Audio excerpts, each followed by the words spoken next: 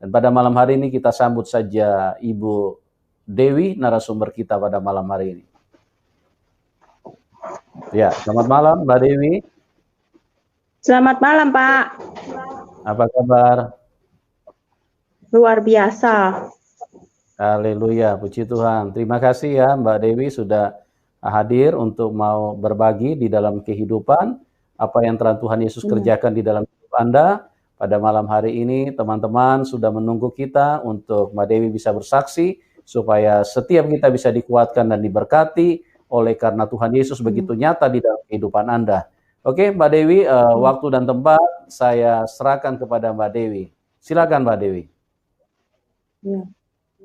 Shalom, terima kasih kepada Pak Pendeta Yusuf Manupul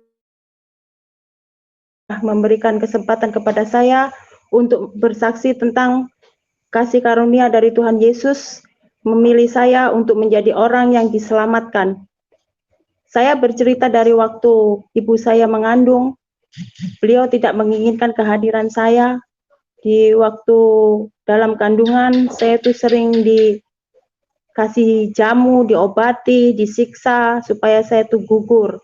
Tapi puji Tuhan, sampai saat ini saya lahir dengan selamat.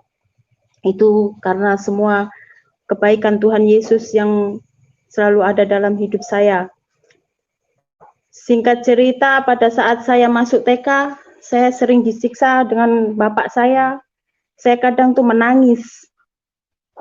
Saya nanya dengan ibu saya, apakah saya ini anak tiri, atau anak pulung, atau anak pungut.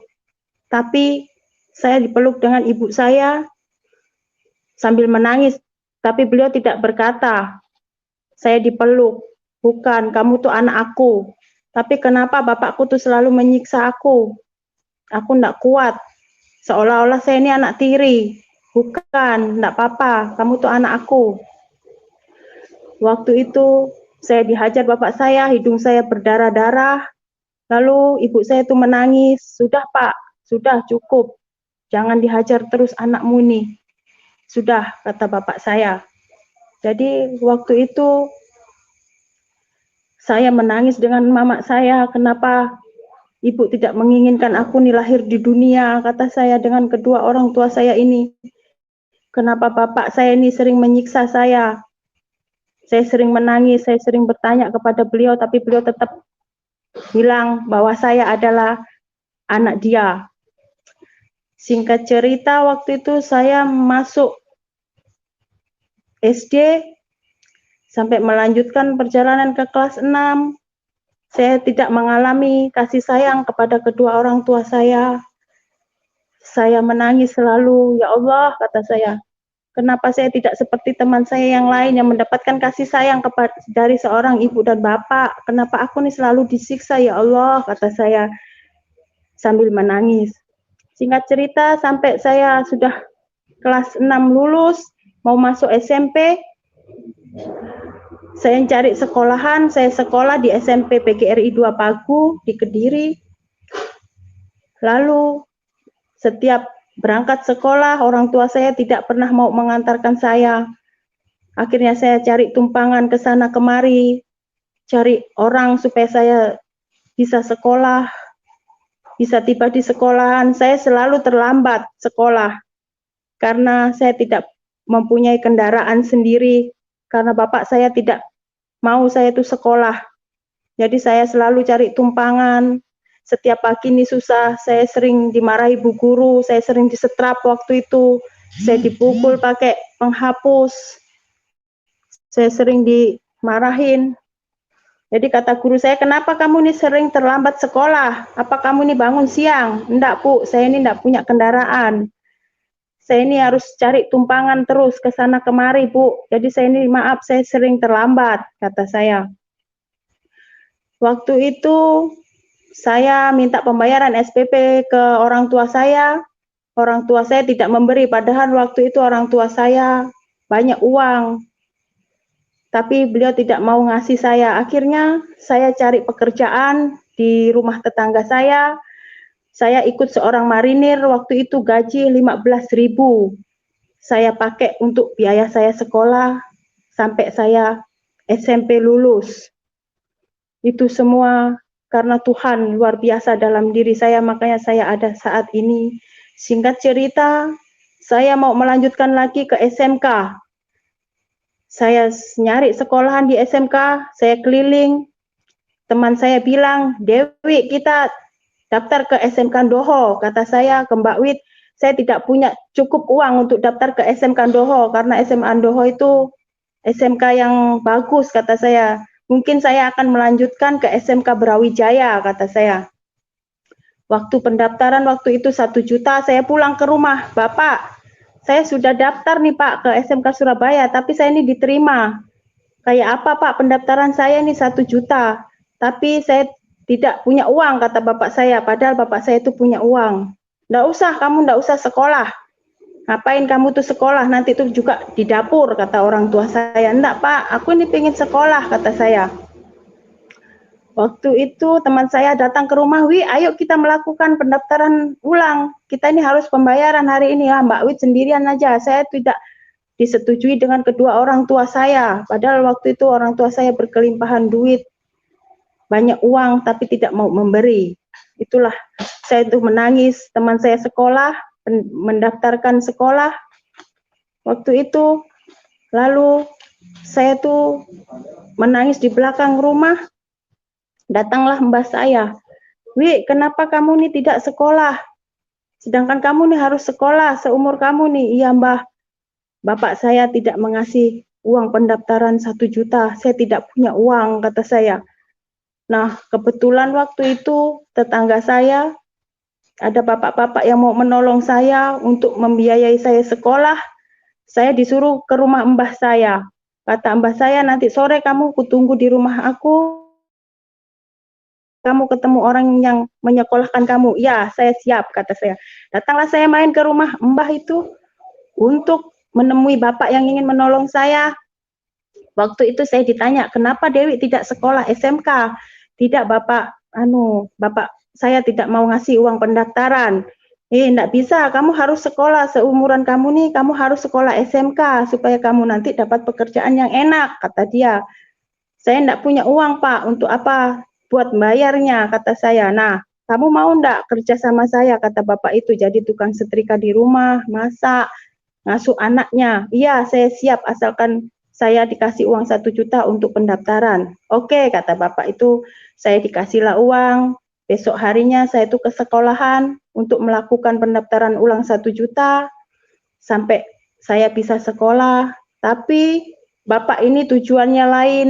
Saya harus dijadikan istrinya karena istri beliau waktu itu depresi, hilang ingatan. Nyatanya bapak itu mau menginginkan saya sebagai istri dan saya diajak nikah siri. Saya tidak mau, saya melarikan diri. Saya tidak mau bapak, saya pengen sekolah. Kalau memang bapak sudah tidak mau membiayai saya lebih baik putus sekolah dan saya berhenti, kata saya. Itu sudah 2 tahun saya dikasih dengan beliau dan saya digaji dengan beliau sampai saya bisa sekolah. Akhirnya sampai kelas 2, mau naik ke kelas 3, waktu itu saya sudah tidak dipakai bapak ini dan saya tidak mau untuk nikah siri.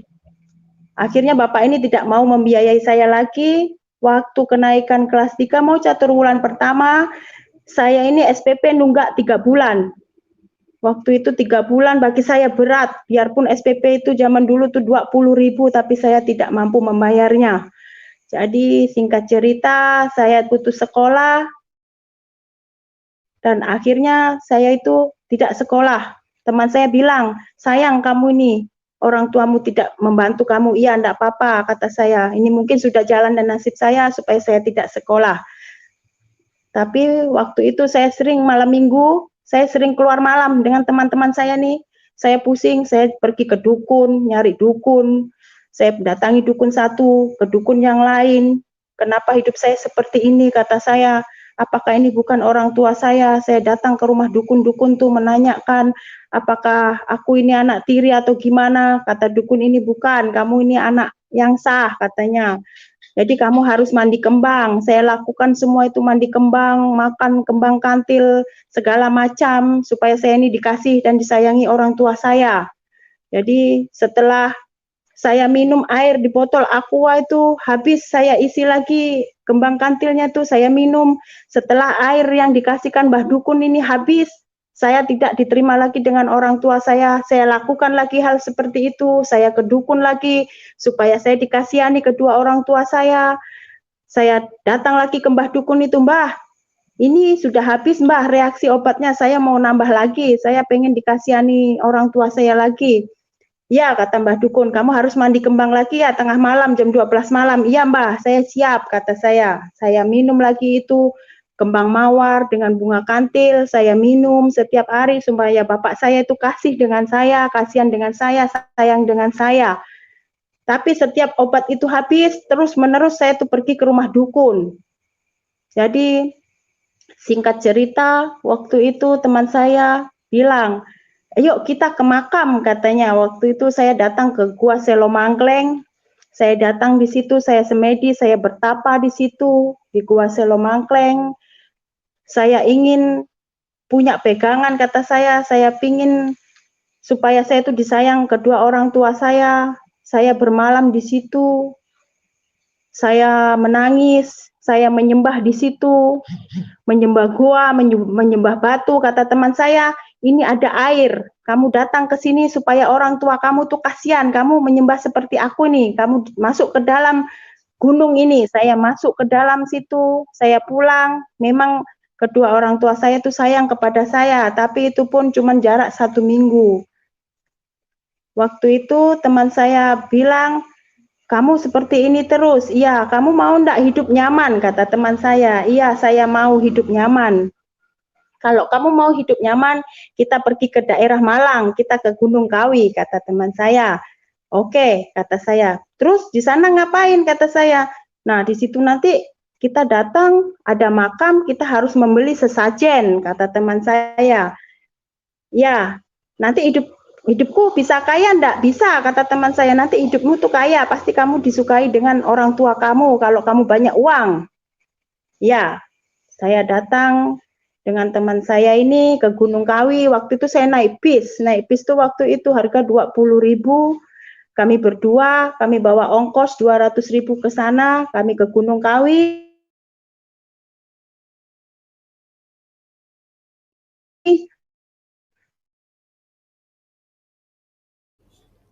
Tunggu.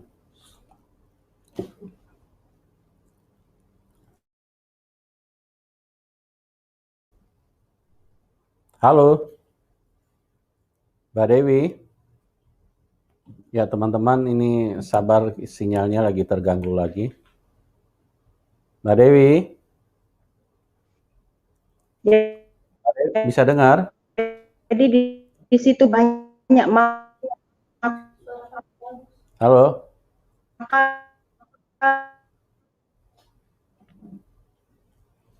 Mbak Dewi bisa dengar?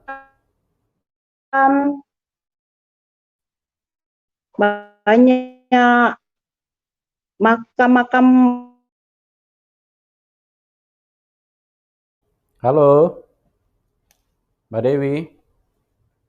Ya, Mbak Dewi. Mbak Dewi. Ya sabar ya teman-teman ya. Oke, kita sambungkan kembali sama Ibu Dewi. Ibu Dewi bisa dengar saya? Ya, bisa Pak. Ya, oke, Ibu. Ya, kameranya bisa Ya, oke. Kameranya dituruni sedikit ya, Bu. Biar simetris, biar sejajar dengan posisi Ibu. Kameranya dituruni sedikit. Oke. Diturunin. Oke. Ya, oke. Sudah, Bu, sudah. Cukup. Kelewatan. Ya, oke. Oke.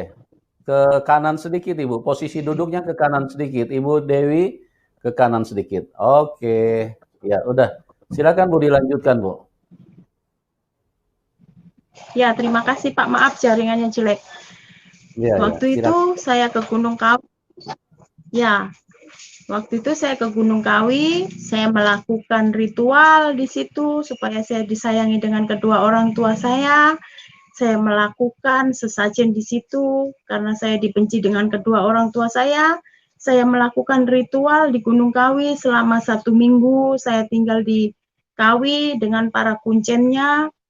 Saya disuruh membeli sesajen dengan harga 329.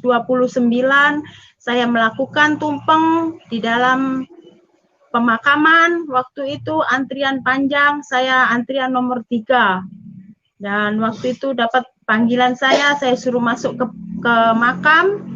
Di makam itu saya melakukan ritual, saya dimandiin kembang, saya disuruh minum bunga, saya minum, saya makan kemenyan, saya ditaburi balat dengan dupa. Saya lakukan semua karena saya pengen membahagiakan kedua orang tua saya. Waktu itu giliran saya tiba ritual, datang saya di makam, dibakari kepala saya dengan kemenyan, dibakari dengan dupa, dikelilingi 7 kali. Kata Pak Kuncen, kamu diam di sini, kamu bersemedi di sini, kamu tapa di sini, apa yang kamu inginkan, kamu utarakan, kamu ucapkan, kamu nanti pasti hidup berkelimpahan harta dan banyak uang. Saya lakukan itu, habis itu saya makanlah sesajen itu dengan ayam kampung, saya makan, saya bawa lagi keluar, kata Bapak Kuncen, jangan pulang dulu. Saya disuruh ngelilingi 7 kali ruangan itu, saya disuruh nyembah batu, saya sembah, saya disuruh nyembah pohon, saya sembah, itu saya melingkari 7 kali dan 7 kelilingan, supaya saya tuh dapat rezeki, dapat duit yang banyak. Waktu sudah sampai berlalu di situ 1 minggu, saya suruh pulang. Dewi, kamu harus pulang. Ya, saya pulang.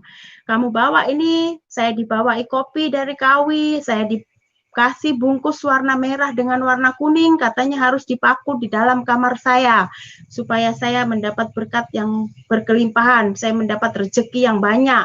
Saya turuti dengan kuncen ini, saya tiap malam jam 12, setiap malam Jumat, saya melakukan ritual. Saya melakukan ritual di depan rumah saya membakar dupa, saya injak bumi 3 kali, saya menyebut dengan eyang yang menjaga saya di kampung saya. Singkat cerita, waktu itu saya didatangi dengan makhluk berupa kelelawar. Jadi waktu itu saya nanya dengan tetangga saya, apakah ini, kata saya, kenapa dia mengelilingi depan rumah saya? Tidak apa-apa, itu yang menolong kamu, kamu kan kemarin dari Kawi, katanya. Itu yang mau ngasih kamu rezeki. Oh iya kah? Ya. Waktu itu saya terus gelisah dan saya ketakutan setiap malam. Saya merasa dihantui dengan hantu-hantu itu, semakin hari semakin mendatangi saya gelisah tiap malam, tidak bisa tidur. Waktu itu saya nelpon ke kuncen saya, Pak, kenapa saya seperti ini? Kenapa saya merasa ketakutan?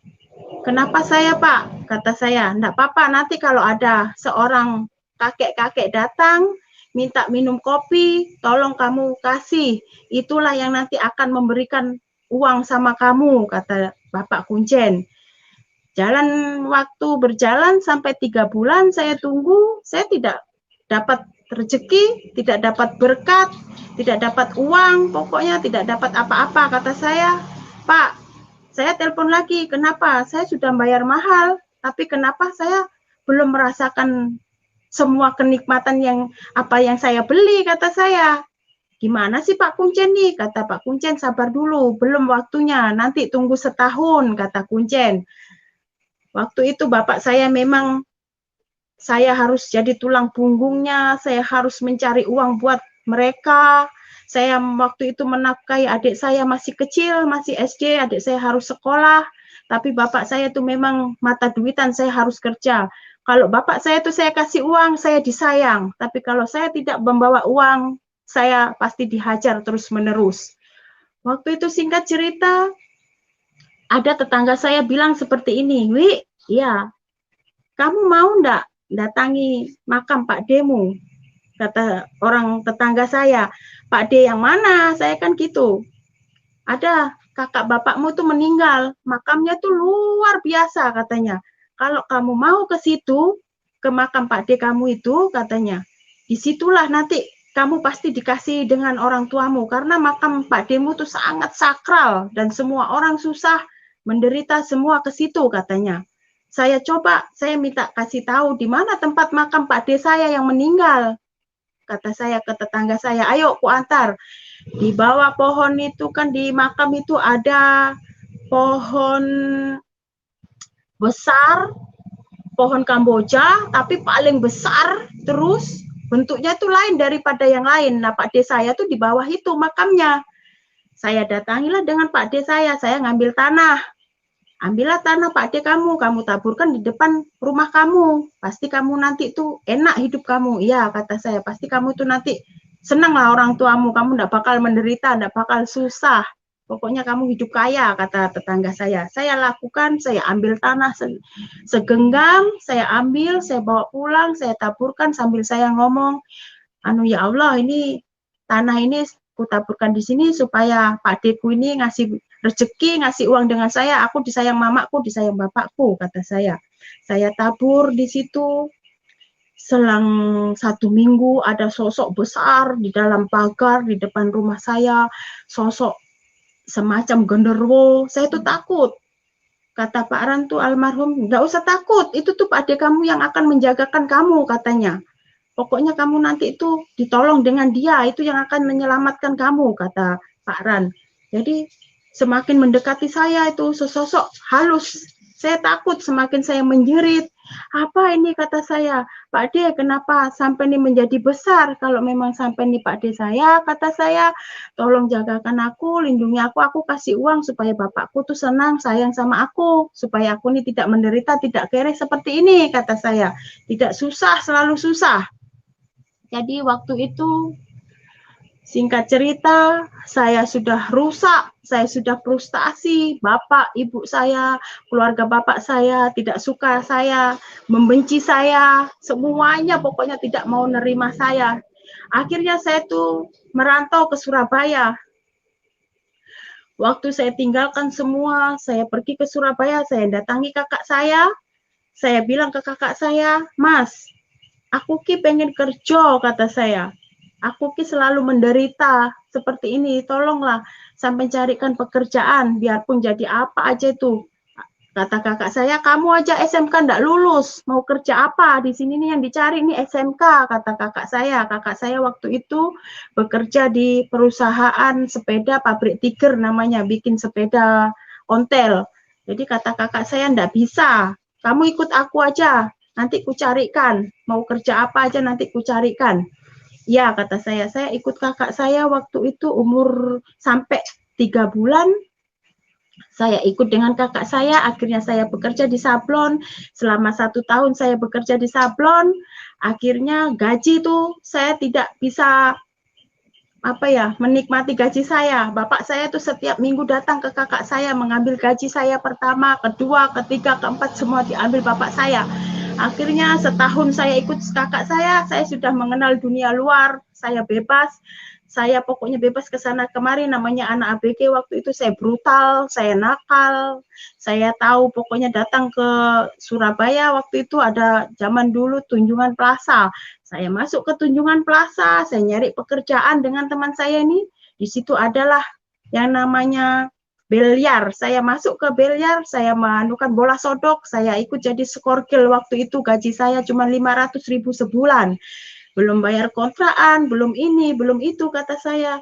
Saya kerja di Tunjungan Plaza selama 4 tahun jadi skorgil biliar, tapi waktu itu manajer saya suka sama saya, tapi saya menolak, saya tidak mau untuk nikah siri. Manajer saya itu mau menikahi saya karena saya tidak mau, akhirnya saya dipecat. Jadi saya tuh frustasi, saya tuh bingung mau lari kemana dengan keadaan saya seperti ini. Jadi bapak saya tuh pun setiap bulan, setiap minggu nanya ke kakak saya, kemana adikmu nih, kenapa enggak pulang, kenapa enggak ngirim uang, kata kakak saya. Jadi pokoknya saya dari kecil sampai saya ABG, saya dewasa, saya tidak mengalami kasih sayang ke dua orang tua saya. Saya selalu pergi ke dukun, saya memuji hal-hal yang menyembah berhala-berhala, saya datangi, batu-batu saya datangi. Akhirnya saya singkat cerita 4 tahun kerja di Tunjungan Plaza, saya pulang lagi ke rumah kakak saya. pulang ke rumah kakak saya, ikut lagi dengan kakak saya, namanya pergaulan bebas nih, kakak saya ini juga tidak mengontrol dengan saya itu merajalela pokoknya tuh, pulang malam, tiap hari. Saking stresnya saya frustasi. Begitukah kedua orang tua saya membenci saya ini, ya Allah, kata saya. Kayak apa setiap aku pulang ini, ya Allah, aku tidak pernah disayang sama kedua orang tua saya. Saya tidak pernah mengalami kasih sayang dengan kedua orang tua saya. Akhirnya saya tuh rusak. Saya setiap hari, setiap detik saya tuh ikut lagi dengan teman saya, dibawalah teman saya ini ke Yogyakarta untuk melakukan ritual lagi. Saya tidak pernah tahu Allah saya tuh, pokoknya saya tuh taunya saya menyembah berhala-berhala. Saya datang lagi ke Yogyakarta, kata teman saya, kamu harus tunggu di sini, kita duduk di laut sini, kata teman saya. Ya, kata saya mau. Saya duduklah di laut, di pantai selatan tuh, saya duduk di situ dengan teman saya. Nanti kamu pasti ketemu dengan roh-roh jahat di sini. Saya takut, enggak apa-apa. Saya ikut Mamah Pur waktu itu ke sana untuk mengikuti ritual. Saya dimandiin di situ, dibakari dupa lagi, dibakari menyan, suruh makan bunga kantil, itu semua saya makan. Saya telan dalam tubuh saya ini. Tapi sudah selang di Jogja itu selama 2 minggu, saya sudah tidak punya uang. Kata saya, Mama, saya tidak bisa melanjutkan ritual lagi karena saya tidak punya uang. Nah, kamu harus kerja lagi supaya kamu ini bisa hidup enak. Tapi saya tuh sudah di Gunung Kawi, sudah apa, tapi kenapa saya tidak nyaman, kata saya kan. Saya tidak enak, kata saya, hidup saya berkelimpahan seperti ini. Terus ketakutan, kata saya dengan Mama Purni, enggak apa-apa, pokoknya kamu harus ke dukun terus, supaya kamu tuh hidup kamu tuh enak. Ya, singkat cerita waktu itu saya datang ke rumah kakak saya minta uang. Kakak, Mas, oleh ndak aku njaluk duit, kata saya. Arep gopo, kata kakak saya ini. Aku pengen jualan kopi. Berapa modalnya, kata kakak saya, kasih aku 500.000 aja. Nah, selang tuh sama kakak saya, tunggu aku gajian ya, nanti kamu jualan ya. Waktu itu dikasihlah dengan kakak saya uang 500.000, saya jualan kopi di daerah THR, daerah Surabaya THR. Saya jualan di depan kafe THR, kafe itu bukanya setiap malam jam 9, tutup jam 2 malam pagi. Saya jualan di situ, di depan kafe situ, saya bikin meja kecil-kecilan di depan, saya berteman dengan para purel-purel. Jadi purel-purel itu banyak teman saya karena makan di warung saya tuh, makan kopi, makan mie di warung saya. Akhirnya ada seorang mami-mami itu mendatangi saya, namanya Mami Loren waktu itu. Jadi datangi saya, Dewi, iya Mi, kamu ini ngapain jualan kopi? Mending kamu tuh masuk ke kafe ini jadi purel, melayani orang minum. Enggak Mi, biar aja saya seperti ini. Tapi saya pikir-pikir lagi, saya kadang jualan kopi tuh dulu tuh paling 1.500, enggak cukup. Kadang saya tuh ada mau terjun menjadi purel, tapi saya naik turunkan lagi, saya pikir lagi, saya seperti ini demi orang tua saya sampai brutal, nakal. Jadi kata Mami, enggak usah dipertimbangkan. Kamu kalau jadi purel itu luar biasa anunya, gajinya gede katanya. Pasti nanti dibooking om-om, kata saya. Saya enggak bisa, enggak mau saya dibooking om-om. Enggak, kalau kamu enggak mau, enggak usah. Nah, saya coba warung ini saya pegangkan ke teman saya. Saya ikut menjadi waitress. Untuk melayani orang minum, mengambilkan minuman sebuah bir waktu itu di THR. Jadi saya sudah diajarkan dengan mami saya seperti ini ya Dewi ya. Satu birnya ini 50.000, nanti 50-50. Mami 25, Dewi 25 ya. Selang berjalan sampai 4-5 bulan, wah nyaman kata saya, enak dapat duit. Disitulah saya terjun terus jadi waitress. Saya pakai rok seksi-seksi, rok mini. Tapi selalu tidak pernah pegang uang, saya tuh habis terus uang ini. Jadi kata mami saya, Dewi, ada om-om nih, mau sama kamu. Kira-kira kamu mau enggak? Saya lihat dulu orangnya seperti apa, kata saya. Nggak apa-apa, kamu nanti tuh pulang bawa uang berjuta-juta, kata mami saya. Nggak mau Mi, biar aja aku jadi waitress, nggak apa-apa, gaji bulanan. Kadang kan pulang malam jam 2, jam 3 saya dapat tip dari tamu, kadang 50.000. Kalau yang baik tuh kadang saya dikasih 100.000. Jadi saya lakukan jadi waitress di situ selama 3 tahun. Semakin hari semakin dihantui, saya tuh semakin gelisah, semakin merasa ketakutan, saya tuh bingung, saya frustasi, dan saya tuh pokoknya ada rasa di hati saya ini kecewa dengan kedua orang tua saya. Kenapa orang tua saya membiarkan saya seperti ini? Saya dari kecil sampai SMP, SMK, saya cari uang sendiri demi menghidupi kedua orang tua saya. Jadi setiap bulan saya mengirim sebuah beras, sebuah minuman, kopi. Waktu itu bapak saya ngerokoknya kencang. Waktu itu rokok bapak saya bentul biru. Saya setiap hari, setiap pulang membelikan rokok tuh 1 slop. Di situ saya mulai disukai dengan bapak saya karena saya banyak uang. Karena saya kerja di waitress, uang saya banyak, berkelimpahan. Bapak saya suka dengan saya, senang dengan saya, memuji saya di waktu saya itu jadi waitress. Jadi waktu itu singkat cerita, saya kenalan dengan orang dinas perhubungan. Orang dinas perhubungan nih orang darah biru, sedangkan saya orang miskin. Jadi kata orang dinas perhubungan, Dek, kamu maukah pacaran sama aku, tapi kamu harus keluar dari kafe ini, kamu kutolong, kamu kunikah. Kalau memang sampean serius dengan saya siap, kata saya. Ya, kata orang dinas perhubungan ini. Saya diambil, saya ditebus dengan mami saya mengundurkan diri secara baik-baik dengan mami saya, dan saya tidak bekerja lagi jadi waitress. Akhirnya saya tuh ikut dengan orang dinas perhubungan, saya disewakan sebuah kos-kosan. Ternyata saya dikenalkan dengan kedua orang tua saya. Ternyata saya dibawa ke rumah orang tua dia, ternyata orang tua dia itu tidak mau terima saya karena saya orang miskin. Singkat cerita, saya frustasi. Saya main ke Perak karena sudah berjalan setahun saya dengan orang dinas perhubungan ini tidak direstui, tidak diizinkan saya nikah. Saya lari ke Perak, melamun di tengah lautan itu sambil duduk, melamun.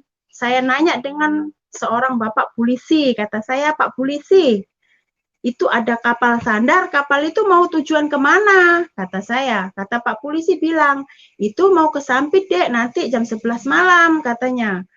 Adik emang mau kemana? Enggak, Pak, saya cuma nanya, tapi waktu itu uang saya cuma 350.000, sedangkan saya tidak bawa apa-apa di badan, cuma badu di badan dengan sandal jepit. Sandal jepit pun terus busuk. Jadi kata saya sudah frustasi, saya dibenci orang tua saya tidak pernah mendapat kasih sayang orang tua saya, aku ini harus merantau, kata saya.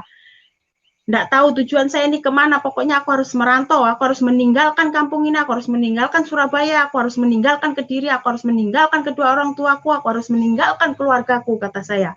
Supaya saya hidup tidak penuh dengan kesedihan, penyiksaan, kata saya harus berangkat malam ini, biarpun ada uang di tangan saya cuma 350.000, kata saya. Waktu itu kata Pak polisi, Adek, jangan dulu, Dek. Kalau bisa jangan pergi dulu, kamu di sini aja. Kamu ini masih remaja, masih stabil, aturan kamu tuh enggak usah jauh-jauh, apalagi di Kalimantan ini, Dek. Keras, kamu ini enggak tahu di sana tuh orang Dayak apa segala macam nih, orangnya tuh makan orang, katanya. Waktu itu. Nah, waktu itu, masa Pak? Iya, kamu sudah pernah ke sana belum? Belum, kata saya. Oh iya kah? Iya. Jadi waktu itu saya tetap nekat, saya harus pergi Pak, saya harus pergi, kata saya. Nah harga tiket saya tanya, waktu itu 120.000, saya belikan tiket, saya sampai menunggu jam 11 malam. Jadi saya tuh duduk melamun, saya mengingat waktu dihajar bapak saya, waktu tidak dikasihani orang tua saya, waktu saya pergi ke Kawi, saya ritual ke dukun-dukun, saya mengalami rasa ketakutan. rasa dihantui terus dengan setan. Jadi saya tuh melamun, saya harus merantau. Siapa tahu saya merantau ini, saya dapat hidup yang kekal, hidup yang nyaman, hidup yang tidak penuh dengan penderitaan, tidak penuh dengan penyiksaan. Kata saya harus berangkat malam ini juga. Singkat cerita, trompet kapal sudah berbunyi, potot. Saya lalu disuruh naik, saya naiklah ke kapal itu. Saya menangis, ya Allah, saya ini di Kalimantan tidak ada yang saya tuju, ya Allah. Sedangkan saya dari kecil sampai saya remaja, sampai saya besar, saya tidak pernah mendapatkan kasih sayang orang tua saya, ya Allah, kata saya. Lebih baik saya tuh merantau, biarpun di rantauan saya tuh tidak tahu siapa-siapa. Waktu itu datanglah seorang bapak-bapak dengan seorang ibu menghampiri saya. Adek, mau kemana, Dek? Saya mau naik kapal ini, katanya ke Sampit, tapi Sampit ini saya tidak tahu mana yang saya tuju, kata saya. Ikut aku aja, Dek, mau enggak kerja di rumah makan, katanya. Ya Pak, saya mau, supaya saya bisa hidup di rantauan orang, supaya saya bisa makan. Waktu itu ditanya identitas saya, bawa KTP, Dek. Ya, saya bawa. Saya diminta KTP saya tuh, oh ya, pegang aja ya, katanya. Nanti jangan jauh dari saya. Ya, begitu jam 12:30 kapal mulai berjalan sampai di tengah laut, saya tuh menangis. Ya Allah, sebenarnya saya tuh tidak mau meninggalkan orang tua saya, tapi saya tuh tidak sanggup, tidak kuat dengan apa yang telah dilakukan kepada kedua orang tua saya ini. Bapak saya pokoknya sadis, kasar dengan saya, ya Allah. Kenapa aku seperti ini, ya Allah, kata saya. Saya ini menuju Kalimantan, melanjutkan perjalanan, saya tidak ada yang saya tuju. Semoga Allah tuh melindungi saya, dan saya tuh dijagakan, kata saya dengan Allah ini. Setiba perjalanan 2 hari, 2 malam, sandarlah di Sampit waktu itu kapal ini. Saya dikasih makan dulu dengan kedua orang ini, saya dikasih minum, saya dikasih baju, saya dibelikan pakaian, dibelikan sepatu, saya disuruh mandi. Kamu mandi dulu, Dek, kita nginap dulu sehari semalam, karena tujuan kita ini masih jauh. Oh iya Kak, Pak, iya. Saya masuk, saya mandi. Waktu itu, setelah saya habis makan, kata bapak itu sama ibu itu, ayo Dek, kita naik travel ini, kita menuju ke Parenggean, katanya. Masih jauh Kak, Pak? Iya, masih jauh, kata bapak ini. Mumpung ada travel, ya, naiklah saya. Waktu sudah nyampe di Parenggean, rupanya saya ini masih dioper lagi dengan orang. Ya Allah, kata saya, Adek tunggu sini ya, nanti ada yang jemput, katanya. Ya Allah, kata saya, aku ini mau dikirim kemana lagi, ya Allah, aku tidak mau, ya Allah, aku ini tidak punya siapa-siapa, kata saya, aku ini gimana nantinya. Jadi kata orang ini, rupanya menjual saya dengan orang yang satu. Saya waktu itu dijual dengan harga 2.500.000. Jadi sesampailah di rumah orang Dayak ini, saya di situ, kata ibu itu, kamu harus mengganti karena aku ini membeli dari orang ini seharga 2.500.000. Iya Kak, kata saya, iya, kamu harus ganti. Saya menangis lagi. Saya masuk kamar, saya dikasih di dalam kamar, ini kamar kamu. Nanti kalau enggak ada baju, enggak ada sandal, enggak ada sabun mandi, kamu bilang dengan saya ya. Iya, kata saya. Tapi saya tuh tidak tahu itu tempat apa. Jadi saya lihat tuh rumah kecil-kecil, kotak-kotak banyak di pinggir jalan tuh berjajar-jajar, tapi saya tidak tahu itu rumah apa, kata saya. Jadi ada teman saya, ada teman yang satu kamar dengan saya bilang, kamu ini loh, kenapa kamu masuk di sini? Kamu ini masih muda, kata teman yang sebelah. Emang ini tempat apa sih Mbak, kata saya. Kamu ini loh dijual di sini nih, kamu tuh tadi tuh germo, hah? Kata saya, germo, iya. Kamu tuh dijual dengan harga yang berapa tadi? Saya tidak tahu karena tidak ada pemberitahuan dari awal, kata saya. Pas saya sudah waktu 1 hari, kata ibu itu saya diketuk, Adek sini dulu, duduk di sini. Sudah makan? Belum. Nah, saya diambilkan makanan dan saya dikasih minuman. Akhirnya ibu itu cerita, Saya disuruh kerja di situ, saya disuruh melayani orang laki-laki, saya disuruh menjadi pelayan para pria. Kalau malam tuh hadir orang laki-laki dari perusahaan mana aja, supir-supir mana aja tuh pada datang milih perempuan. Saya tuh kaget. Ya Allah, kata seperti ini rupanya. Berarti aku nih dijual. Iya, kamu nih dijual. Kamu malam ini harus melayani orang itu. Itu tuh banyak uangnya. Tapi saya berontak, saya menolak, saya masuk ke kamar. Saya dikurung selama 1 minggu, saya tidak diberi makan, tidak diberi minum, pokoknya tidak dikasih apa-apa. Saya harus mengembalikan uang sebesar 2.500.000. Tapi saya itu menangis, ya Allah, uang segitu banyaknya saya ini tidak bisa kalau saya tidak bekerja, kata saya. Singkat cerita, waktu itu sudah saya dapat di situ 2 minggu, akhirnya ada seorang laki-laki menolong saya diketuk, ayo kamu keluar kalau memang kamu enggak mau kerja di sini, tapi aku ini ada uang waktu itu 150 saya diberi, kamu naikkan taksi, katanya kamu turun sesampainya uang ini, kata orang itu. Saya enggak kenal, oleh karena dia melihat saya menangis, melihat saya itu enggak mau melayani orang, akhirnya saya itu disuruh pulang, dibekali uang cuma 150.000. Waktu itu saya ikut travel itu, saya ikut dengan dia, ternyata uang 150.000 itu tidak cukup sampai dengan tujuan saya. Saya diturunkan di tengah sawit. Saya tidak mengenal itu daerah mana. Saya tidak tahu itu di mana. Saya berjalan kaki.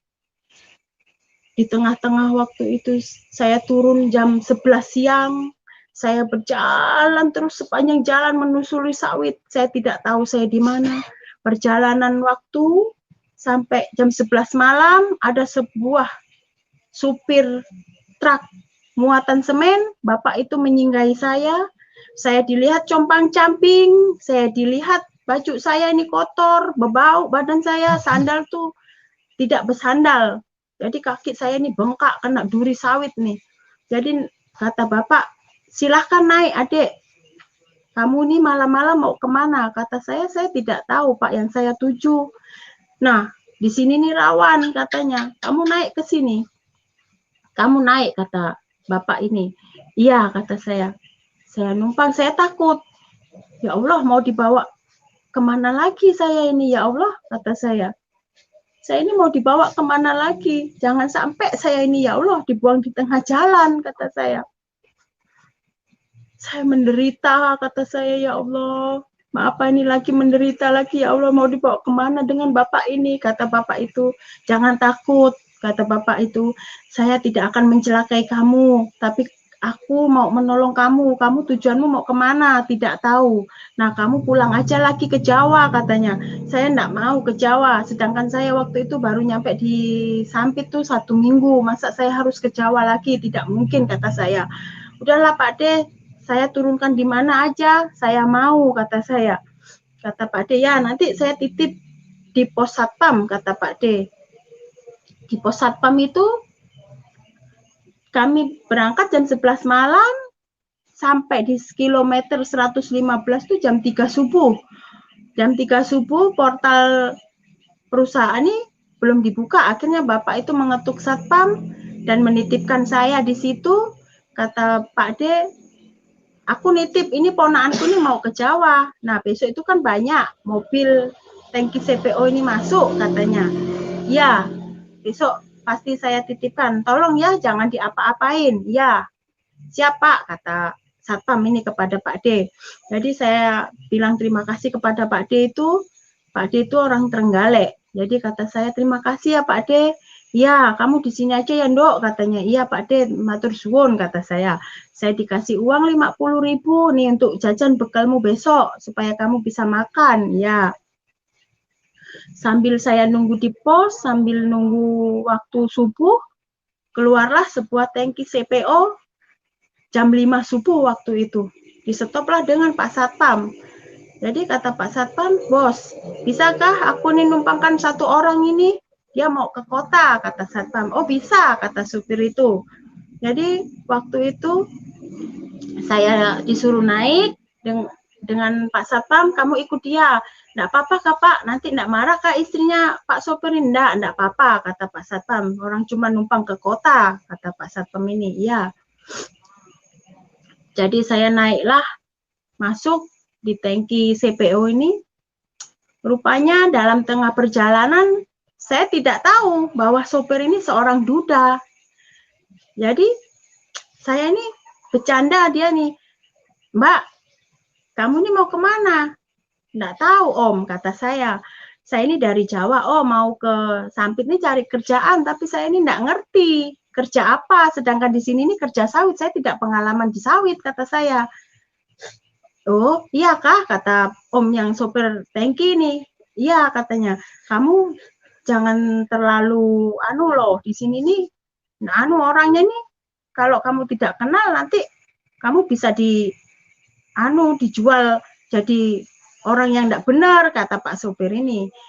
Oh iya kah, nanti jangan-jangan sampean ini sampean punya istri lalu bilang tidak punya istri, kata saya tidak mau mengganggu rumah tangga orang, kata saya kepada Bapak sopir ini kan. Kata Pak sopir ini, oh enggak, aku duda, tapi aku nih orang Kristen, kata, apalagi orang Kristen, aku enggak mau, saya enggak mau, kata saya, aku anak dua, duda, kata beliau. Kalau kamu mau nikah sama aku, kata beliau, tapi kamu harus masuk Kristen. Enggak, saya itu menolak, pokoknya saya tidak mau menikah dengan orang Kristen, kata saya. Kalau enggak, Bapak, saya minta turun di sini, kata saya, karena saya tidak mau masuk Kristen. Saya tidak mau pokoknya. Jadi kata Pak sopir, udahlah, enggak apa-apa, oke, kalau kamu enggak mau nikah sama aku, enggak apa-apa, kamu ikut aku aja, nanti sampai sana, kita makan dulu, kita ngomong-ngomong, enggak apa-apa, kalau memang kamu enggak mau dengan agama aku, katanya. Aku pun enggak mau kalau masuk ke Islam, kata Bapak sopir ini. Akhirnya singkat cerita, nyampe lah di sebuah pabrik CPO. Saya dititip di rumah makan, Ibu tolong ya, ini kasih makan, kasih minum, saya mau muat dulu, kata Ibu warung. Iya, tinggal aja di sini biar sama saya, kata Ibu warung. Ya.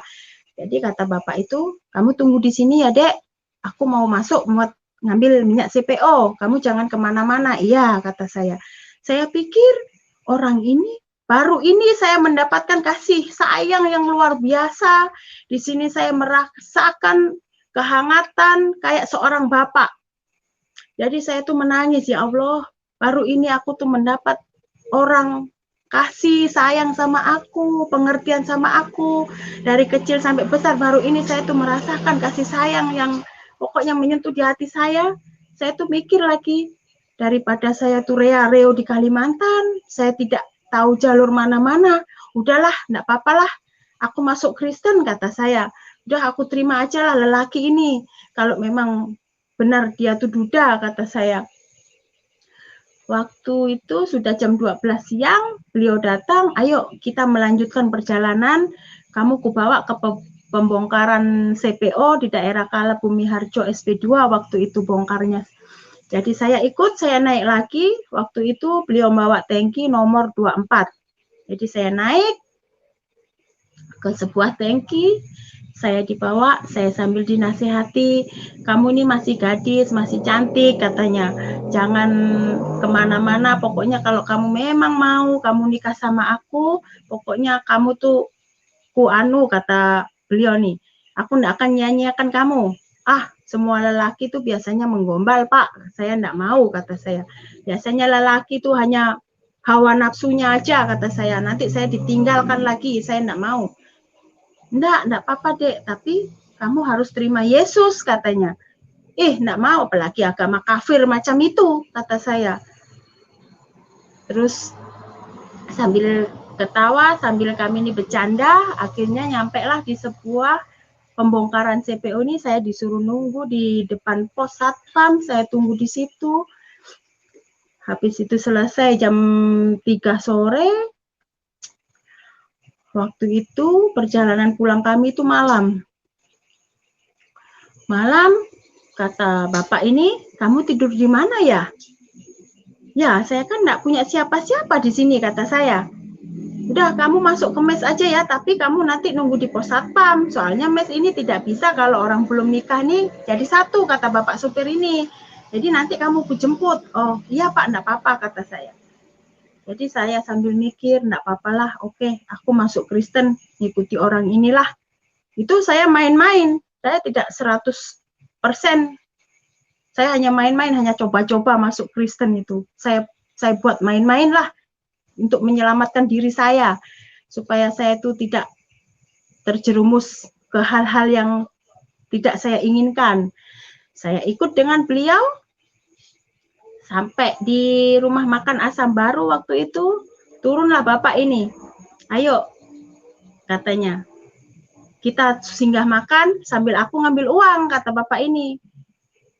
Ya, saya turun makan, waktu itu naiklah lagi kami ke mobil, dikasihlah saya tuh uang sebesar 600.000 waktu itu. Saya dikasih dengan Bapak sopir ini kamu terima uang ini, kata saya. Di situ saya menangis.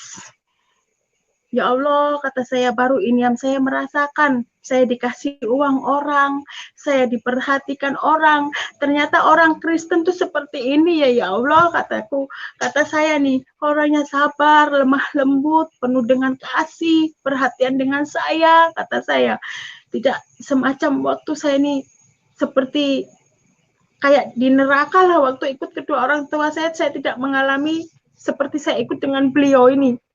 Jadi saya dikasih uang 600 tuh saya menangis. Saya ini bukan cewek nakal, kata saya ngomong dengan dia. Aku tidak meremehkan kamu, kata Pak supir ini. Aku tidak menganggap kamu tuh sebagai orang nakal, karena aku nih pengen kamu menjadi istri saya, katanya. Kamu terima uang ini, kamu atur uang ini, supaya kita bisa hidup, kata Bapak supir ini. Akhirnya sambil saya menangis, terima kasih ya Allah. Apakah memang ini jodoh saya ya Allah? Tapi kenapa aku harus ke Kristen?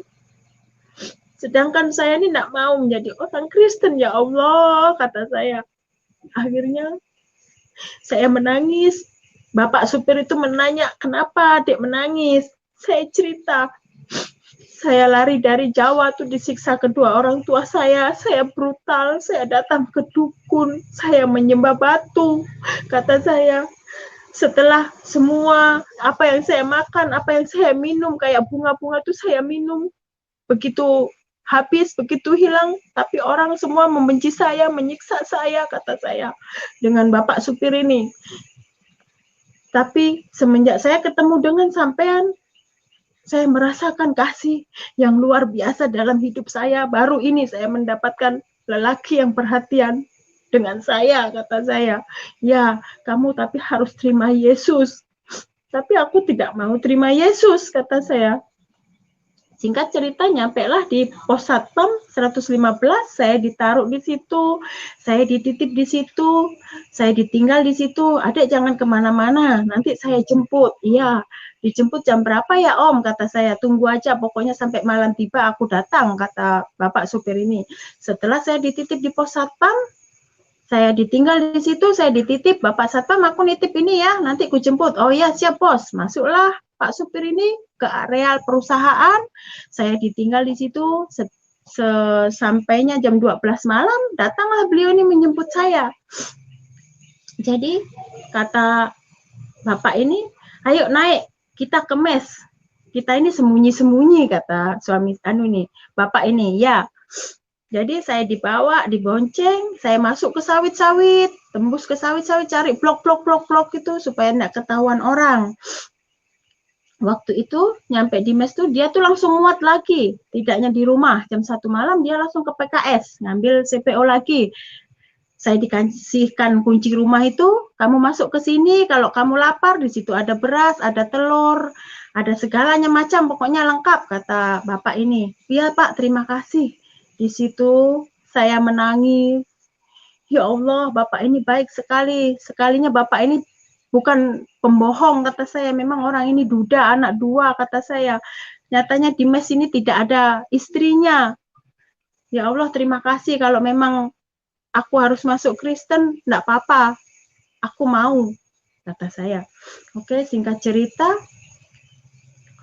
waktu berjalan sampai pagi, saya sudah di mes itu, ada 1 minggu saya ditinggalkan di mes itu, selama 1 minggu. Jadi kata bapak ini, kamu di sini aja ya, jangan kemana-mana sampai selama 1 minggu. Nanti kita aturlah acara pernikahan kita, kata bapak ini. Aku enggak mau lah, pokoknya saya tinggal di mes itu kan bergaul dengan ibu-ibu tetangga di mes itu. Saya main ke rumah satu, semua orang tuh bilang, kenapa kamu ini mau masuk kafir nih? Kamu nih jadi orang kafir, jadi orang murtad. Ya itu kan Kristen, di sini enggak ada temannya, kenapa kamu mau? Kata ibu-ibu di mes. Saya cuman diam aja, saya enggak jawab waktu itu. Jadi saya pulang ke mes bapak itu, saya dibenci orang di situ kan, karena saya mau nikah dengan dia ini.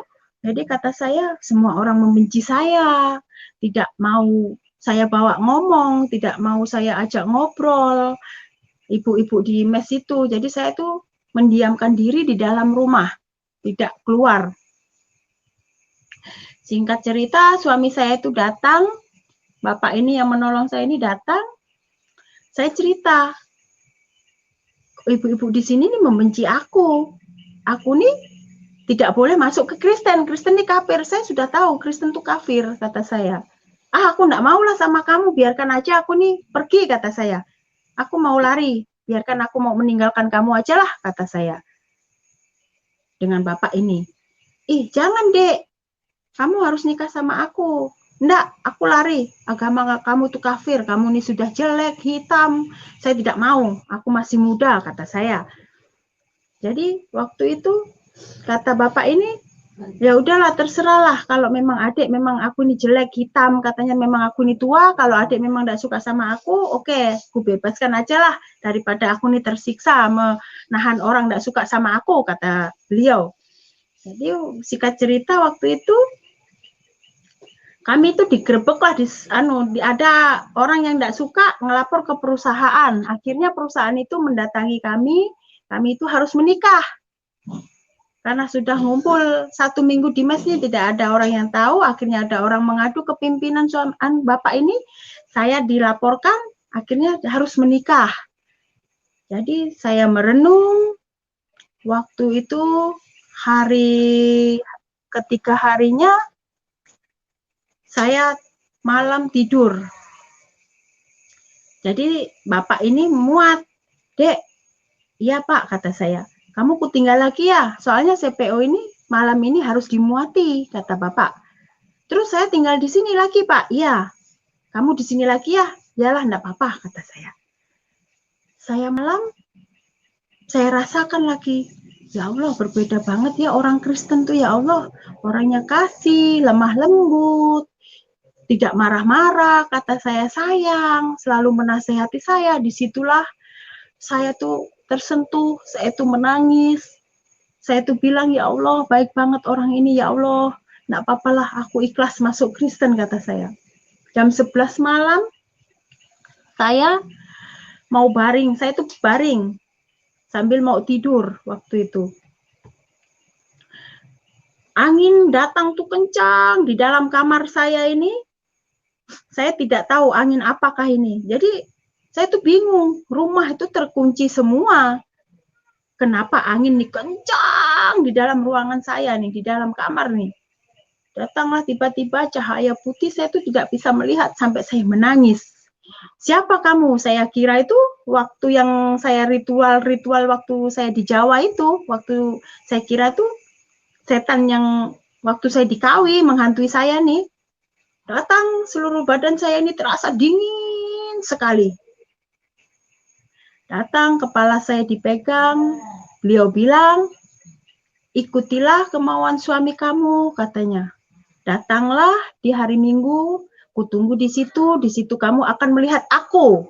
Woi, kata saya, setan apa ini? Enggak lah, ini setan. Kenapa setan ini datang menghantui aku terus, kata saya. Begitu membalikkan badan, dengan angin kencang lagi, saya kejar, setan apa kamu ini? Ngomong sekarang. Saya itu saya tantang waktu itu, saya tidak takut. Sini kalau berani hadapi aku, kata saya, setan apa kamu ini? Membelakangi saya, beliau pergi, saya tuh bangun, saya kejar, saya cari. Kemana setan tadi ya? Sudah menghilang, lewat mana ya? Kata saya. Saya larilah keluar, saya buka pintu mes itu, saya main ke tetangga sebelah. Saya tanya dengan Mbak Wit, apa? Kenapa ya orang laki-laki itu datang ke tempat saya, tapi berupa cahaya loh, anginnya kencang, kata saya. Calon suami kamu tuh orang Dayak tuh peletnya kuat, kata dia. Masa sih Mbak aku ini kena pelet, kata saya. Iyalah, kata Mbak Wit. Nggak mungkin, orang dia tuh cinta kok sama aku, kata. Kata siapa, orang Dayak tuh ada ilmunya. Nah, waktu itu langsung saya tuh hidupi motor, saya pulang lagi, saya datangi ke PKS. Waktu itu jam malam habis kejadian, saya datangi ke PKS, datangi bapak itu, saya bilang, ya aku enggak mau sama kamu ini banyak setannya, pokoknya aku besok ikut, aku mau pulang aja lah ke Jawa, kata saya ke bapak itu. Oke, enggak apa-apa, katanya. Ya, kamu pulang ke mes, nanti kamu besok pulang, kata dia. Ya. Di situ saya tuh merenung dan saya tuh sambil menangis, kata saya. Apakah benarkah ini nih setan? Tapi setan kenapa bisa ngomong? Singkat cerita, hari sudah pagi, saya tidak jadi ikut bapak ini ke pelabuhan. Saya nanya dengan tetangga, di sini ada enggak orang yang suka nyanyi-nyanyi itu loh Mbak, yang nyanyi-nyanyi sorak-sorak itu loh, di mana ya tempatnya? Kata Mbak Wit, apa loh? Itu loh yang orang nyanyi-nyanyi tuh, kalau sembahyangnya tuh, kalau kita ini kan di masjid loh. Oh, wong Kristen tuh kah? Katanya, iya. Ada, kamu masuk aja di sana, katanya. Di kebun ini terus lurus kamu masuk. Oh iya kah? Iya. Jadi saya masuk, saya telusuri, saya ketuk rumah Pak Pendetanya ini. Assalamualaikum, kata saya. Kata Pak Pendeta, waalaikumsalam. Oh, ada apa Mbak? Bapak, saya bisakah pinjam kunci gereja? Saya tuh pengen masuk. Oh, bisa, katanya. Di situ saya masuk, saya lihat, saya putar-putar keliling. Tapi enggak mungkin lah, masa orang ini, kata saya, enggak mungkin, pasti itu setan, kata saya. Saya tidak percaya, saya belum percaya.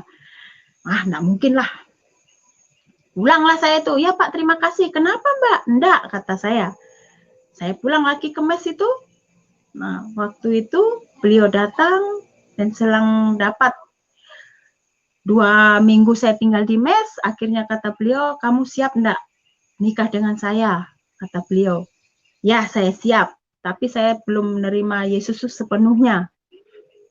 Ya, kalau memang kamu siap, kamu harus pulang ke rumah orang tua saya. Rumah orang tuanya di Pangkalan Bun waktu itu, orang tuanya tinggal di rumah kakak bapak ini. Jadi saya dibawalah ke rumah kakak bapak ini. Di situ saya dikenalkan dengan orang tuanya, dengan saudara-saudaranya. Lalu kakak almarhum ini bilang dengan saya, adikku ini susah, kere, katanya, Kristen lagi, apakah kamu siap menghadapi semua ini, sedangkan dia ini punya anak, apalagi agama kami ini Kristen. Kata saya, ya saya siap, tapi saya tidak mau mendengar, kalau saya nanti mati, kamu masuk Islam lagi, saya tidak terima, kata kakak saya ini. Ya, saya siap. Saya terima, kata saya. Waktu itu saya tinggal di kota. Tinggal di kota ini, kakak saya ini rajin ke gereja setiap pagi nih. Calon kakak ipar saya ini setiap pagi tuh rajin lah ke gereja. Akhirnya, saya tetap tidak percaya, saya tidak mau datang ke gereja. Kata kakak saya, Dek, kamu maunya di gereja apa? Katanya, saya kan enggak tahu gereja apa, kata saya.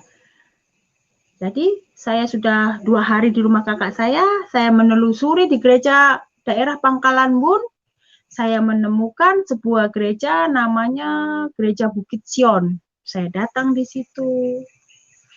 Hari Minggu pertama saya datang, saya ditanya dengan Bapak Pendeta, Ibu orang baru ya? Iya Pak, saya baru ini, saya masuk gereja katanya. Oh iya Kak, nah nanti kita ngobrol ya, kata Bapak ini. Ya, ya kata saya.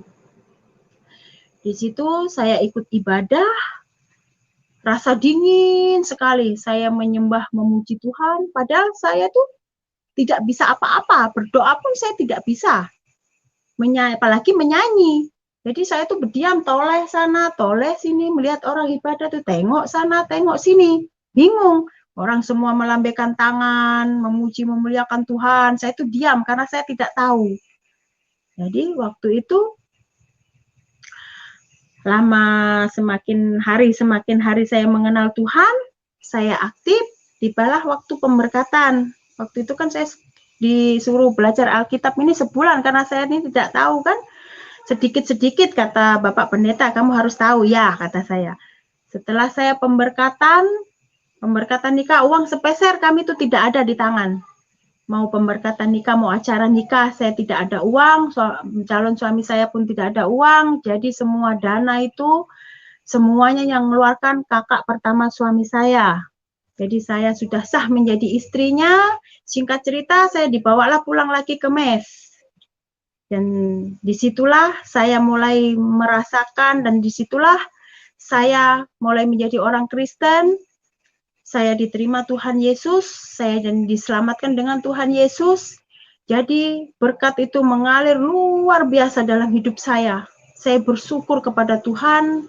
Tuhan tuh memelihara saya, memberikan berkat kepada saya yang berkelimpahan dan berkecukupan waktu itu. Jadi saya tuh tetap tidak percaya. Saya sudah nikah dengan suami saya melahirkan anak saya tidak percaya. Ah, enggak, kata saya. Jadi saya hamil, melahirkan anak saya itu busuk, berbau seperti bangkai.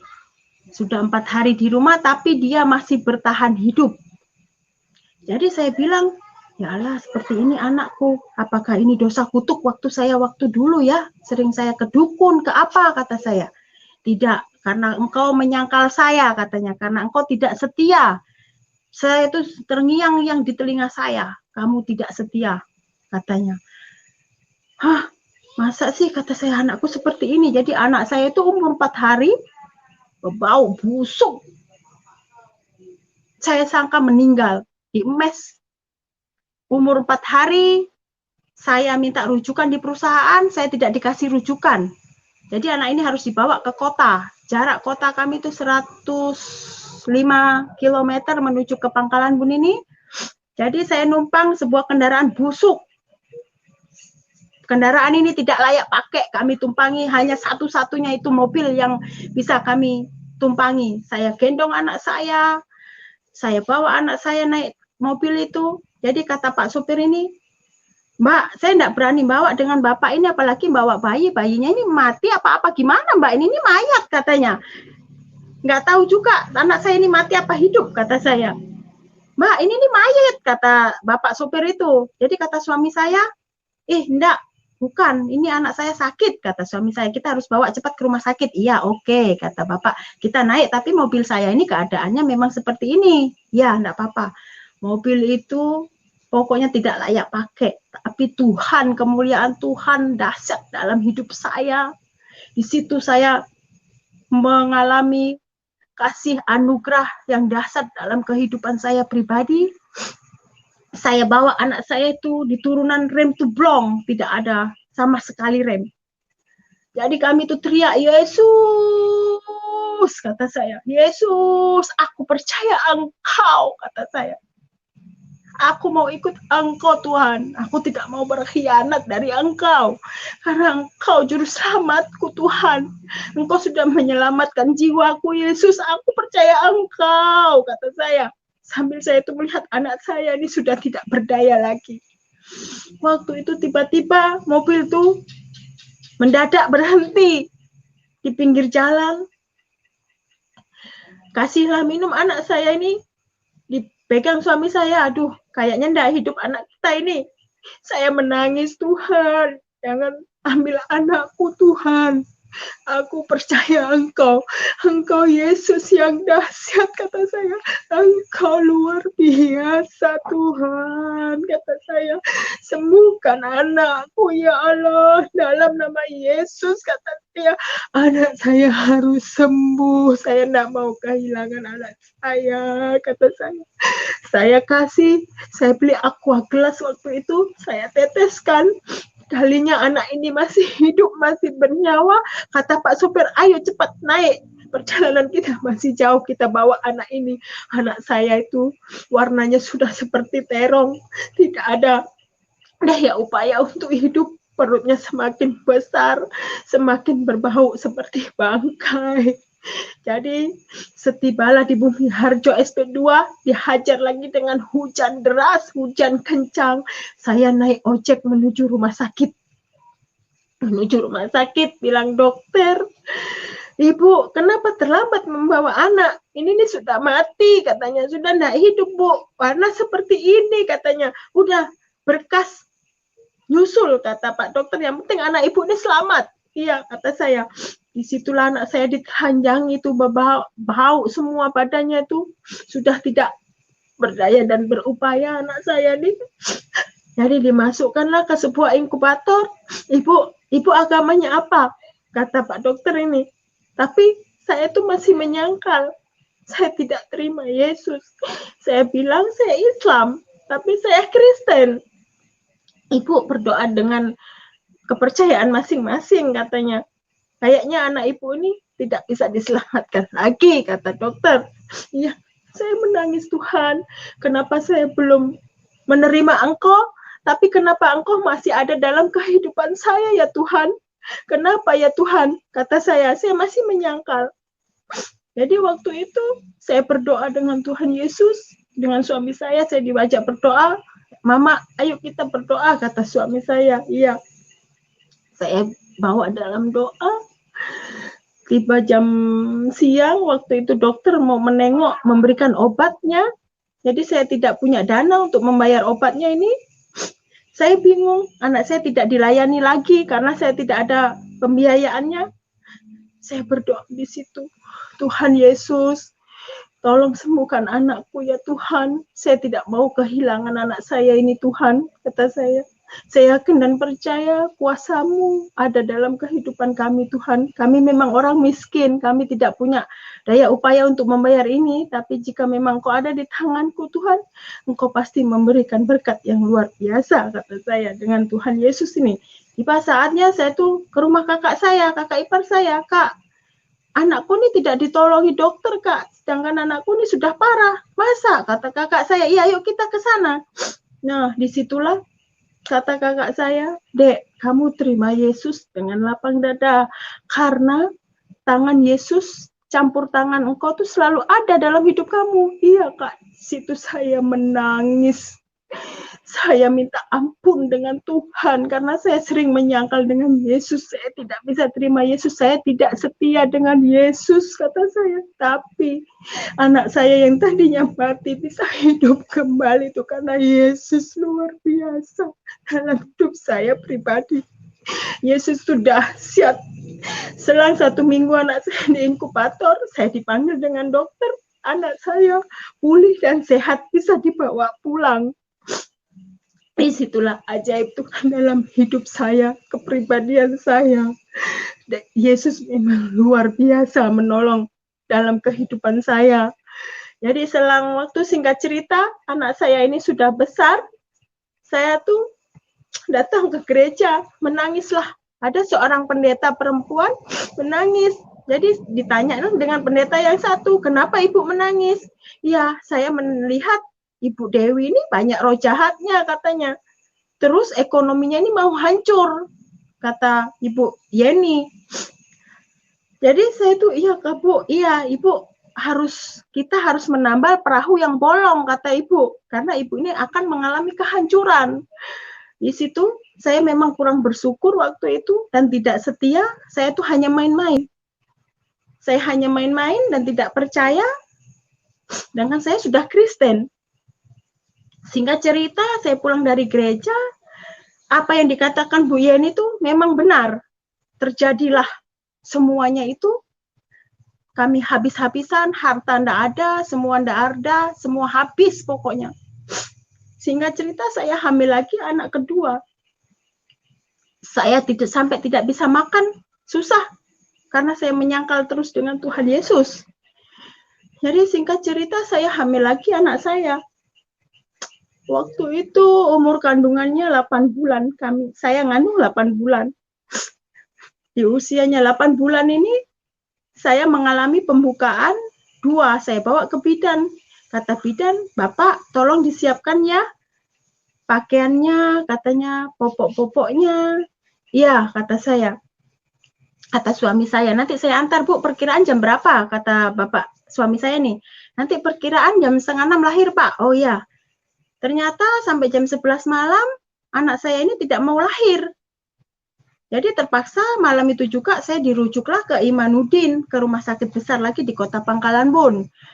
Jadi di situ langsunglah saya dirangsang, beli obat rangsang itu waktu itu 600.000. Sudah bergerak terus berdenyut, semakin sakit perut, tapi tidak ada pembukaan. Besoknya suami saya dipanggil lagi, Bapak, Ibu ini belum lahiran, kita harus melakukan lagi. Iya, kasih rangsang aja lagi, kata suami saya. Iya, obat diteteskan di lidah saya, semakin mengejolak. Rasa reaksi perut saya ini semakin kencang, semakin kuat. Nah, kata bidan, lapor ke dokter, Pak, Ibu ini mau melahirkan, sudah buka 8. Ya, oke, kita naikkan ke ruang bersalin. Saya dibawa ke lantai atas. Saya dibuka semua pakaian saya di situ karena saya mau melahirkan. Saya naik itu waktu itu jam 5:30 malam, kata dokter nanti jam 9 lahir, kata Pak dokter. Iya. Ditunggu dengan dokter ini sampai jam 9, jam 10. Aduh, Ibu, gimana ya, bapaknya tadi mana, katanya. Nggak tahu, Pak, saya sudah lemas. Terus anak ini tidak bisa dikasih rangsangan lagi, katanya. Anak ini harus dioperasi. Ya Tuhan, kata saya. Saya nggak punya uang waktu itu. Sepeser pun saya tidak pegang uang. Uang itu cuma 3 juta di tangan. Itu kan habis buat nebus semua obat. Jadi dipanggillah suami saya ini. Bapak, tolong Bapak beli materai besok hari ini ya ke depan. Bapak beli benang jahit katanya supaya ibu ini dioperasi. Kata suami saya, Bapak jangan dioperasi, kasih obat rangsang lagi. Tidak bisa, ibu ini sudah lemas, bayi ini sudah banyak masuk cairan, sudah banyak minum cairan ini Pak, nanti salah satu tidak terselamatkan, kata dokter. Biayanya berapa ya Pak kira-kira, kata suami saya ini nanya ke Pak dokter, karena kami ini tidak ada duit waktu itu, tidak pegang uang sama sekali, habis buat nebus obat semua 3 juta itu. Jadi kata Bapak, siapkan 15 juta. Ya Tuhan Yesus, kata saya, aku ini yang kurang setia kepada Engkau, aku sering menyangkal Engkau Tuhan, apakah Engkau ini masih menolong aku, kata saya. Dalam diri saya, apa Engkau ini masih menolong aku ya Tuhan, kata saya. Aku tidak punya uang di tanganku Tuhan untuk biaya operasi. Suami saya bilang, iya, saya tanda tangan. Tanda tanganlah suami saya dimasukkan ruang bersalin dan anak saya lahir. Kecil bayinya tuh, tidak terlalu besar. Terus waktu berjalan di rumah sakit, selang 1 minggu, dokter ini memanggil, Bapak, Ibu ini sudah pulih, Ibu ini sudah sehat, obat-obatan semua membeli karena saya tidak punya BPJS. Saya tidak mengurus BPJS waktu itu. Saya tidak ada. Jadi kata dokter, Bapak enggak pakai BPJS ya? Saya enggak punya. Kata saya dengan Pak dokter. Oh, berarti biaya sendiri ya. Padahal uang enggak ada.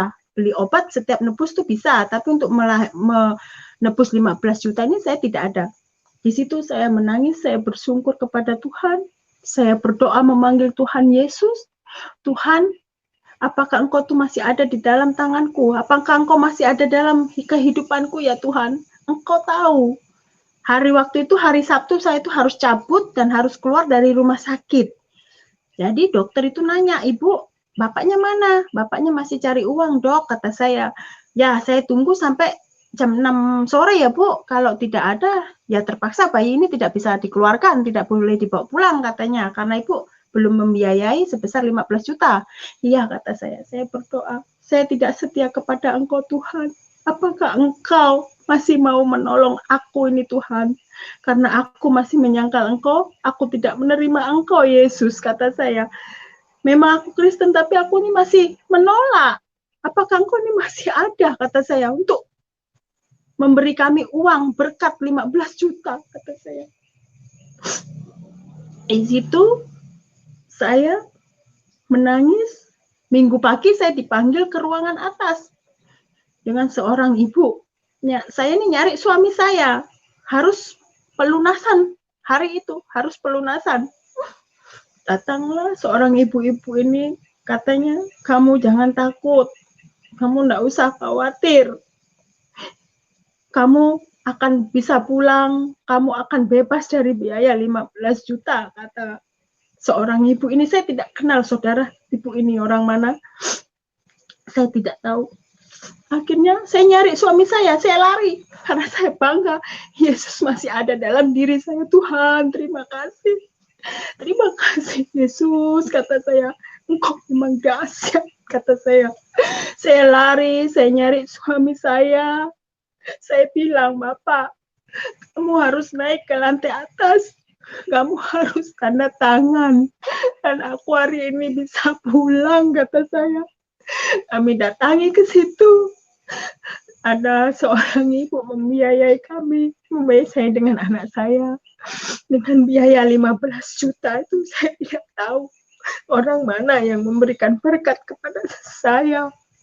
Jadi waktu itu ditandatangani suami saya dengan biaya 15 juta cash di depan mata saya. Itu uang berkat dari mana saya tidak tahu. Akhirnya suami saya itu cerita, ibu yang nolong tuh rupanya orang Bugis, tapi kami tidak pernah mengenal dia, tidak pernah bertemu dengan beliau.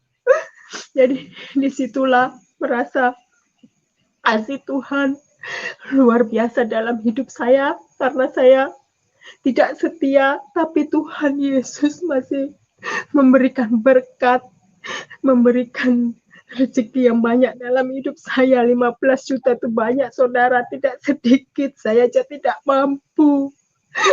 Tapi karena Yesus yang dahsyat, saya bisa mengeluarkan anak saya dari ruangan rumah sakit dengan saya.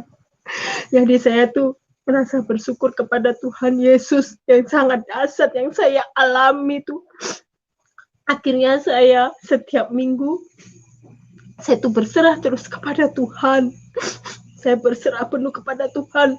Tuhan, saya balik ke ruangan, terima kasih Tuhan. Hari ini saya bebas. Saya bisa membawa anak saya pulang, kata saya. Waktu itu saya gendong bayi saya pulang ke rumah, sampai tengah perjalanan rumah sakit, saya ditahan lagi dengan orang, ibu belum membayar pelunasan 15 juta, kata saya, sudah Bu, sudah beres semua. Kan kemarin tuh belum, sudah Bu. Diteleponlah Pak Dokter nih lewat telepon di Satpam. Iya katanya, ibu ini sudah bebas, sudah ada yang membayari, sudah ada yang melunaskan katanya. Oh iya Kak Pak, ya. Jadi saya dilepas di situ. Saya merasakan memang Yesus tuh luar biasa dan sangat dahsyat. Singkat cerita, anak saya yang kedua ini sudah besar, sudah menginjak mau TK, tapi saya tuh tetap bersyukur kepada Tuhan. Biarpun yang saya alami, suami saya tidak ada pekerjaan, suami saya posisi sudah tidak ada kerjaan, apalagi musim COVID seperti ini, tapi saya bersyukur kepada Tuhan Yesus, saya masih dipelihara, saya masih diberikan napas kehidupan, saya masih dikasihkan berkat yang luar biasa, meskipun saya hanya seorang ibu yang bekerja mencukupi anak saya, mencukupi suami saya, mencukupi kebutuhan hari-hari saya, dengan gaji saya sehari 80.000 saudara, saya bekerja di warung makan, tapi saya merasa bersyukur. Saya merasa tercukupi dengan gaji itu, walaupun gaji 80.000 sampai saat ini, saudara. Itu semua karena kemuliaan Tuhan, karena kebesaran Tuhan Yesus yang masih melihara saya saat ini. Bayangkan, gaji 80.000 itu cukup di mana, tapi saya semua itu menerima dan ikhlas menerima berkat itu. Tapi saya tidak kekurangan, saudara. Saya cukup untuk menghidupi keluarga saya. Di situ sekarang saya tidak mau meninggalkan Yesus. Saya setiap minggu saya minta libur dengan warung makan itu. Ibu, saya kalau hari Minggu boleh enggak saya izin untuk ibadah? Iya, enggak apa-apa Mak Kevin katanya. Jadi saya setiap hari Minggu saya libur di warung makan ini. Saya mementingkan Tuhan. Saya selalu datang ibadah di rumah Tuhan. Tuhan tuh memang luar biasa. Tuhan itu dahsyat bagi saya pribadi. Dengan gaji 80, saya bisa semuanya mencukupi. Waktu itu anak saya sekolah kan online, harus pakai HP. Mama harus beli HP, Mama. Iya nak, sabar ya, gaji Mama tuh cuma sekian, anakku harus sabar. Iya, kata. Waktu jalan 1 minggu, gurunya datangi saya ke warung makan tempat saya bekerja. Ibu, hari Senin ini anaknya ujian loh, harus ada HP. Iya, saya cuma mengelus dada, Tuhan. Jika Engkau menyertai saya, Tuhan, tolong cukupkan uang saya ini untuk membeli HP anak saya, kata saya. Dengan Tuhan Yesusnya saya berserah dan berseru. Kalau mengandalkan manusia itu kan tidak ada apa-apanya. Saya berserah kepada Tuhan, mengeluh kepada Tuhan. Tuhan, saya tidak punya uang, anak saya Senin ini harus ulangan. Di situ saya menangis, saya bersujud kepada Tuhan Yesus. Saya minta cukupkan uang saya untuk membelikan sebuah HP anak saya. Tuhan selalu menjawab saya. Akhirnya hari Minggu malam saya bisa membelikan sebuah HP anak saya. Dan anak saya hari Senin besoknya bisa mengikuti ujian dan bisa mengikuti ulangan di sekolahannya. Disitulah Tuhan memang dahsyat. Tuhan luar biasa dalam kehidupan saya pribadi. Saya tuh merasakan semuanya kasih Yesus masih mengalir dalam hidup saya. Saya sampai, Tuhan, gaji 80 ini cukup di mana? Beli HP yang harga segitu saya tidak mampu. Apalagi suami saya tidak ada kerja, Tuhan. Tapi aku yakin dan percaya, Tuhan kau pasti cukupkan, kata saya dengan Tuhan Yesus. Akhirnya Tuhan beri berkat. Saya berangkat ke pasar. Saya suruh anak saya memilih HP, dan yang dipilih itu HP yang saat ini saya pakai. Waktu itu harga 1.900.000. Saya belikan anak saya, akhirnya anak saya sekolah. Sampai saat ini saya bisa bertahan hidup, saya bisa mencukupi kebutuhan hari-hari saya dengan gaji saya 80.000. Saya bersyukur sekali dengan Tuhan Yesus yang luar biasa dalam hidup saya. Saya tidak kekurangan suatu apapun. Meski saya harus menjadi tulang punggung, saya tidak mau bersungut-sungut meskipun suami tidak ada kerjaan, tapi saya tetap yakin dan percaya Tuhan akan sediakan berkat bagi saya di depan saya, apa yang saya pergumulkan. Semoga Tuhan semakin hari memberkati saya dan memberikan saya kesehatan dan kekuatan, karena Tuhan Yesus luar biasa. Apa yang tidak saya bisa membeli, membayar, tapi semua Tuhan cukupkan dalam hidup saya pribadi. Terima kasih, saya sudah bersaksi. Saya kembalikan kepada Pak Yusuf. Oh.